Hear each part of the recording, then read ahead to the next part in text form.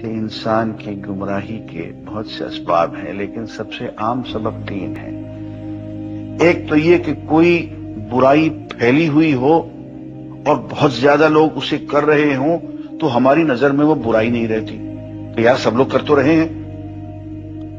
فرماتے ہیں کہ یاد رکھو، ناپاک چیزیں پاک چیزوں کے برابر نہیں، خواہ ان کی زیادتی اور اکثریت تمہیں اچھی لگے۔ تو گمراہی کا ایک سبب اکثریت ہے۔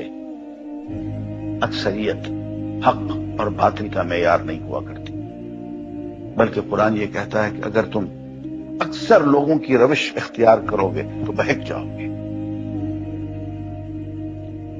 دوسری بات، تقلید آبا۔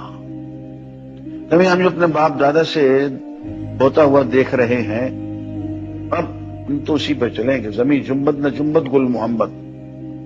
تیسرا سبب گمراہی کا، فرماتے ہیں وہ اپنے آپ سے فارغ ہو کے دوسروں پہ تنقید میں لگ جانا۔